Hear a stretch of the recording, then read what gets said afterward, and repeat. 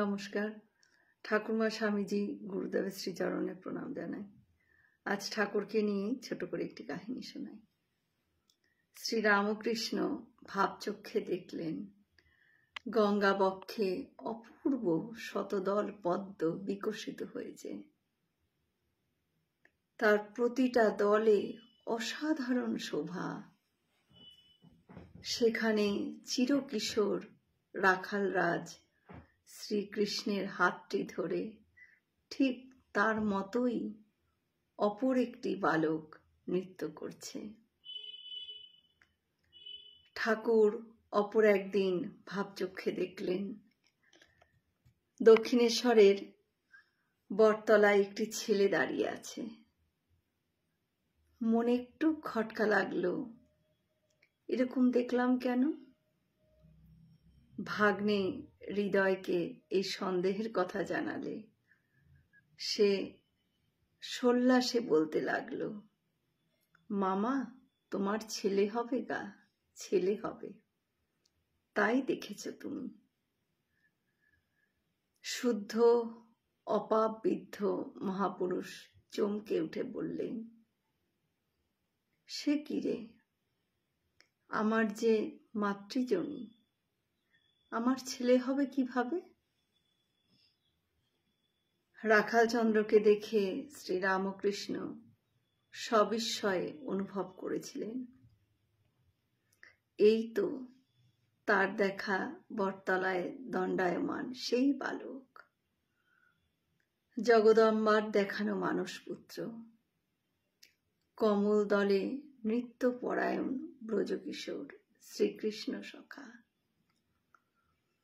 শ্রীরামকৃষ্ণ বাইরে কোনো উচ্ছ্বাস প্রকাশ না করে গম্ভীরভাবে এক দৃষ্টে রাখালকে নিরীক্ষণ করে রাখালচন্দ্রের সঙ্গী পরম ভক্ত মনমোহনকে বললেন, ওর খুব সুন্দর আধার।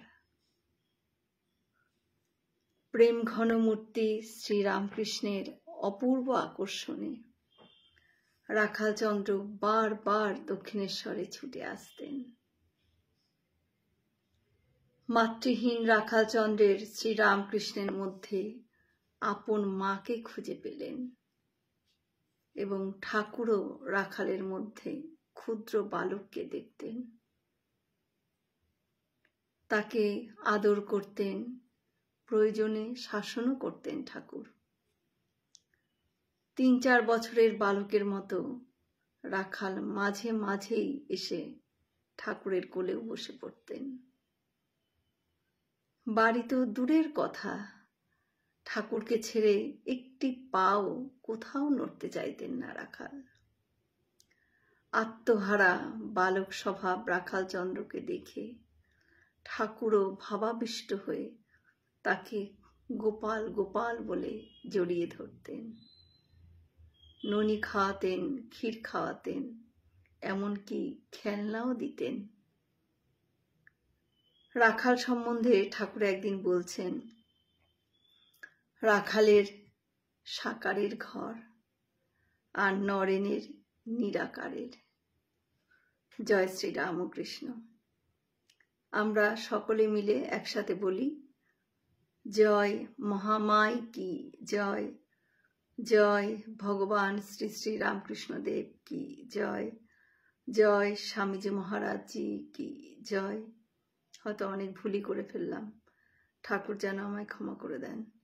সকলে সুস্থ থাকবেন, ভালো থাকবেন।